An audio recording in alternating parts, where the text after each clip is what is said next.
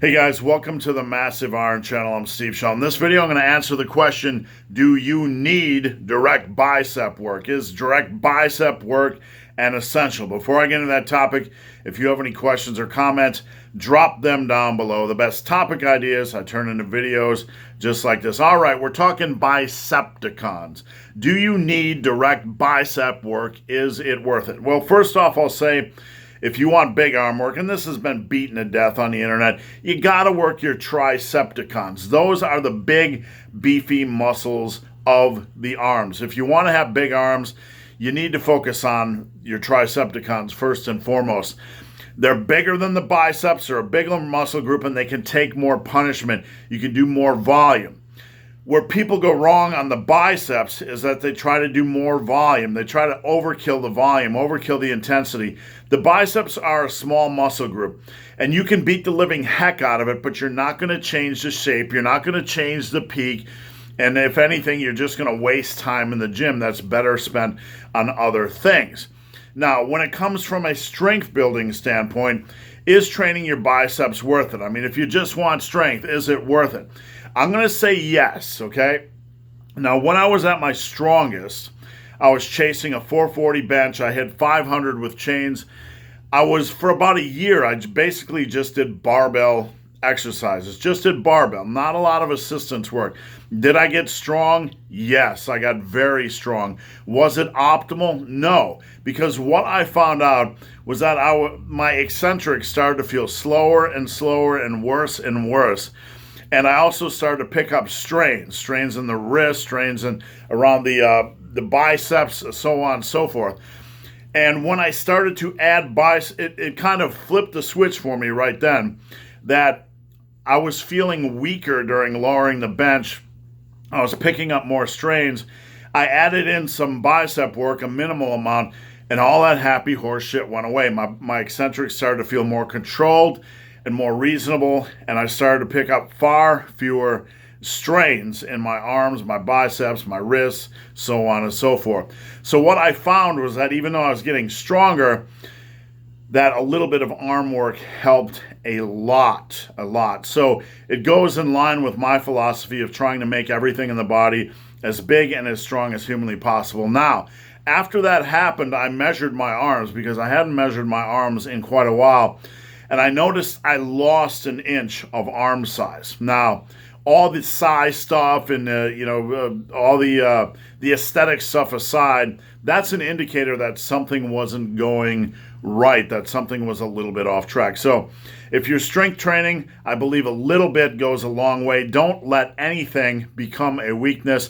Maintain a reasonable degree of strength. Now, when it comes to muscle building, obviously you want to have as big arms as possible. You want to work out when it comes to aesthetics and bodybuilding and muscle building, you want to work everything, right? You want to get all the size you can out of everything. Where most people go wrong is that they focus on too many exercises that don't have a big progression window. You want to consider the exercises that have the biggest progression opportunity. What does that mean? Well, concentration curls. Maybe you can go from 20 pounds to 35 pounds over the course of your life. But barbell curls or easy bar curls or dumbbell curls or hammer curls or pinwheel curls, or maybe even variations of cable curls or some other exercises like chin-ups, reverse grip lat pull-downs. When you do those reverse grip lat pull-downs, drop the elbows down and really feel those biceps work. You can also do seated cable curls where you're curling them and trying to punch yourself in the face. There's a lot of good bicep exercises that have a good progression window. So those are the ones you want to focus on. And when you are done, I've never really done more than 6 sets of biceps a week. When you are done with those, if you want to do something for a little bit more burn or a little bit more pump before you get out of the gym, that's fine. One thing I used to do was a set of 50s or a set of 100s. So I'd get my main bicep workout done, and then I would take dumbbells and do like 50s or 100s. That's 25 or 50 reps per arm, or something like that, or a heavy, reasonably heavy hammer curls, rest pause, or pinwheel curls, rest pause. So are bicep curls is bicep work essential? The argument really comes down to strength training, because in the strength training world, sometimes it gets a little bit on the minimal side. If you are strength training, I highly, highly recommend that you train every possible muscle group, get it as strong as you can using exercises, mostly exercises that have a good progression opportunity or good progression window. And obviously, when it comes to muscle building, yes, you need to do some work. You just don't need to do a lot of work. There's not a ton of value in doing a lot of work. Now, it's funny that you even have to say this. In the modern landscape, we've been inundated with so many more minimal types of programs that are just like, just do the barbell work and just do the pull-ups and you're good and you don't need anything else, and that's going to build all the muscle you need. Bullshit. There's no reason not to add on extra work. There's no reason. And saying that you can just do this and that you'll be fine, come on. Let's be smart about this stuff. You know, that's a belief. That's like some kind of weird cultish belief. You know, that if you just do compound exercises, the cult of barbell, right? If you just do barbell exercises, everything's perfect and there'll be world peace and we'll cure cancer and Mark Ripito will grow a third ball and all kinds of stuff, right? And it's horseshit.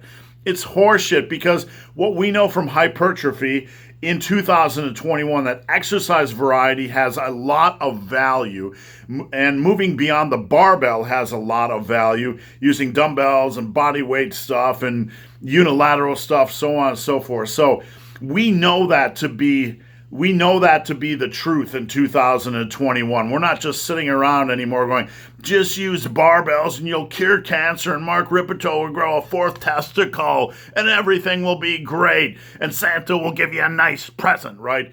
That's a fairy tale. That's a fairy tale built on, the cult of barbell beliefs. And hey, I love barbell exercises, right? But you gotta do more. And the point here is that there are many guys that want to build big arms, big biceps, that have been avoiding direct arm work or doing less direct arm work than they should, because there's a lot of peer pressure from the cult of barbell world. So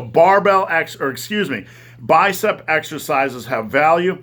Don't avoid them. You don't need a lot of work, but make sure you get in some juicy Bicepticon work, maybe 6 sets per week, or maybe that and a finisher with at least a couple exercises with a good progression window or with a good progression opportunity.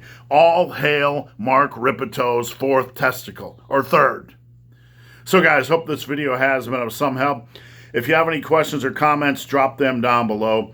If you made it this far in this video and have yet to subscribe to my channel, please do. I'd appreciate the support. So guys, as always, thanks for watching. Have a great day.